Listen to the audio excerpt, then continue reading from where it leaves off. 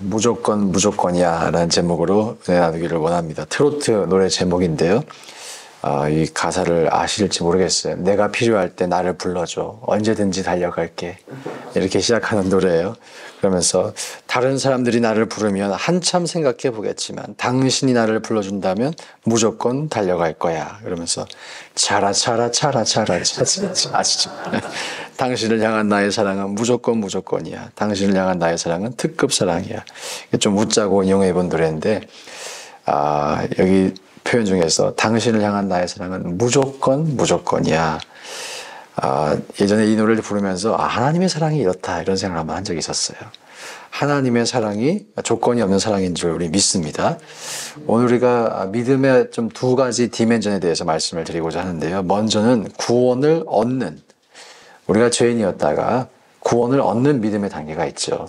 믿음이 시작하는 단계라고도 할 수가 있을 것입니다. 그리고 그 이후에 구원 얻은 이후의 삶을 사는 또 단계가 있겠죠. 이 두 가지 단계에 대해서 좀 말씀 나누기 원합니다. 성경에서 강조하는 것은 우리가 구원을 받는 것은 인간의 행위가 아니라 믿음으로 받는 것이다. 이신칭이다. 이것을 우리가 알고 있습니다.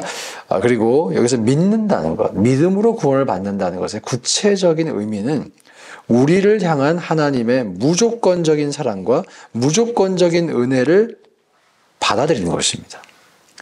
내가 더 이상 할 일이 없다는 것이죠. 예수님께서 모든 것을 이루셨기 때문에 내가 의를 얻기 위해 더 이상 율법의 행위로 의로움을 증명할 필요가 없어졌다. 이것을 믿는 것이죠. 갈라디아 교회가 처음에 이 복음을 받아들였습니다. 사도 바울이 복음을 전했을 때 이 복된 소식을 받아들였어요.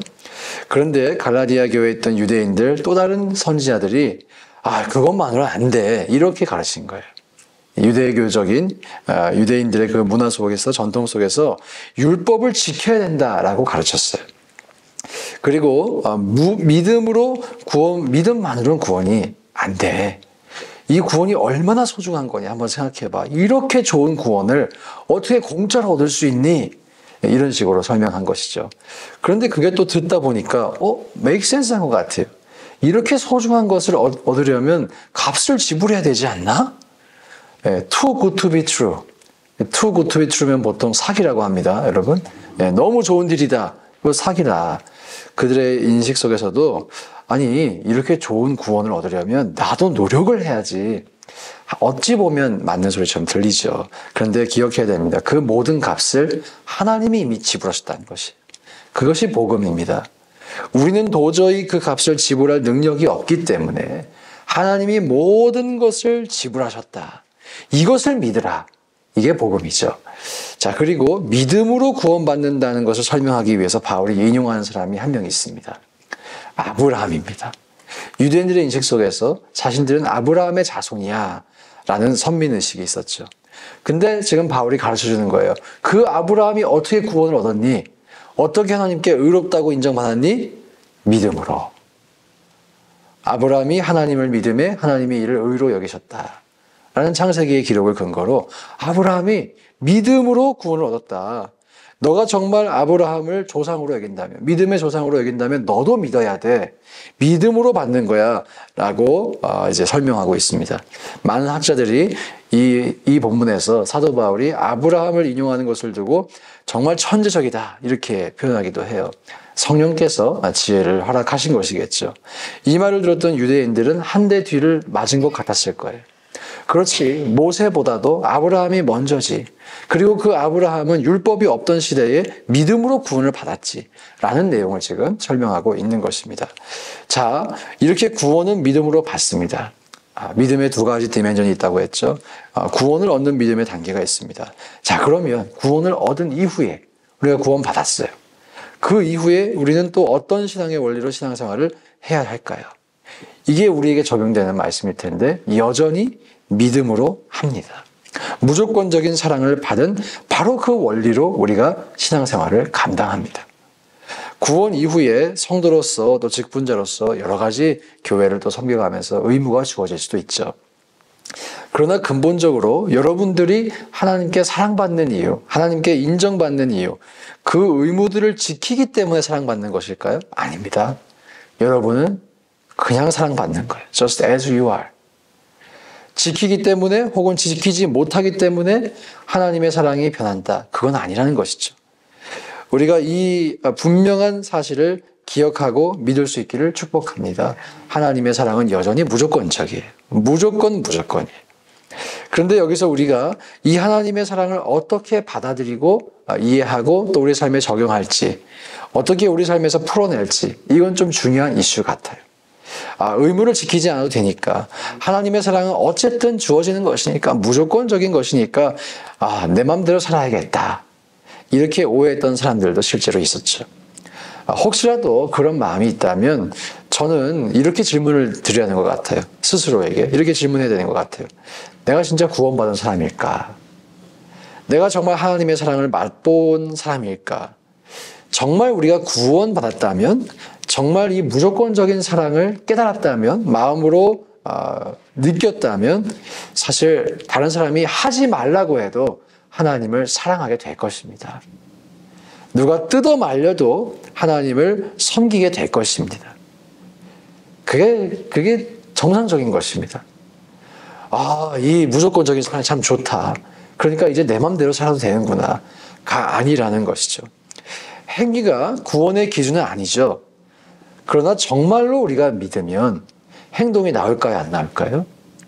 행동이 나옵니다. 여러 번 드린 이런 예시이지만 우리 배우자분들 결혼하실 때 당신을 사랑합니다 하고서 아무런 행동을 하지 않는다. 그건 말이 안 되는 것이죠. 내가 정말 사랑한다면, 정말 이 사람에 대한 마음이 있다면 행동이 나오겠죠. 야고보 사도가 구원을 믿음으로만 받는다고 하지 않고 행함으로 받는다고 표현을 했어요. 참 흥미로운 것은 야고보 사도가 그 설명을 할 때 인용하는 사람이 똑같이 아브라함입니다. 야고보서 2장 21절에 이런 말씀이 있어요. 우리 조상 아브라함이 그 아들 이삭을 제단에 바칠 때에 행함으로 의롭다 하심을 받은 것이 아니냐. 참 재밌는 표현이에요. 행함으로 의롭다 하심을 받았다. 야고보가 이것을 믿음이라고 하지 않고 행함이라고 표현했어요. 바울은 믿음이라고 했어요. 좀 헷갈리십니까? 마틴 루터가 사실 이것을 두고 마틴 루터 이 이유 때문에 야고보서를 지푸라기 서신이라고 불렀습니다. 무엇이 맞는 것일까? 신약학자들이 오랜 시간을 두고 이 주제를 연구했습니다. 그리고 내린 결론이 사도 바울이 가르치는 이신칭의의 교리와 야고보서가 말씀하는 이 교훈이 상반되지 않다. 결국 같은 것을 말하는 것이라는 결론을 내렸어요. 왜 그러냐면 사람은 믿는 대로 행동하기 때문이에요. 아브라함이 그렇게 행동할 수 있었던 이유가 무엇이냐? 야고보가 지금 행함이라고 표현했는데 그렇게 행할 수 있었던 이유가 무엇이냐? 믿었기 때문이죠. 믿었기 때문이에요. 믿음으로 구원받지만 정말 구원받는 사람의 삶은 행동이 있을까요? 없을까요? 있다는 것이죠. 있다는 것입니다. 바울도 그것에 동의하고 야고보도 그것에 동의합니다. 야고보가 말했던 행함이 없는 믿음은 죽은 믿음이다. 이 스테이트먼트에 바울은 동의한다는 것이죠. 여러분 정리해 드리겠습니다. 구원은 믿음으로 받습니다. 하나님의 사랑은 무조건적입니다. 그런데 우리가 정말 그것을 믿으면 행동합니다. 이 이해가 바울이 갈라디아 교회에게 주고 싶었던 이해라고 저는 생각해요. 여러분의 삶에 만약에 행함이 없는가? 예수를 믿고도 회개한 적이 없는가? 죄와 싸우지 않고 있는가? 지난 주일에도 예를 들어서 성령을 사모하자고 했는데 사모함이 없는가? 그러면 무엇을 점검해 봐야 될까요? 우리의 믿음을 점검해 봐야 되는 거예요. 내가 정말 성경을 있는 그대로 믿고 있는지, 예수님의 그 존귀한 보혈의 능력을 믿고 있는지, 성령을 믿고 있는지, 그 믿음을 점검해 볼 필요가 있습니다. 이것이 옳은 진단이죠. 저와 여러분이 이 새벽에 우리에게 이 믿음이 있는지 없는지를 점검해 볼 수 있기를 소망합니다. 만약에 진단을 해보니까 내가 성령을 구하지도 않는 이유, 내가 믿음으로 살지 않는 이유, 곰곰이 생각해 보니까 내 믿음이 없는 까닭이구나. 그렇게 만약에 결과가 나오면 어떻게 될까요? 믿음을 구해야죠. 구하면 되죠. 이제 믿음으로 살아야겠다. 제대로 살아야겠다. 기도하고 깨닫고 그렇게 살면 되죠. 이렇게 믿음을 점검하라는 것도 어떤 분들에게는 또 정죄하는 말로 들릴까봐 말씀을 드리는 거예요. 성경에서 우리에게 깨달으라, 점검하라 라고 하는 까닭이 무엇일까요?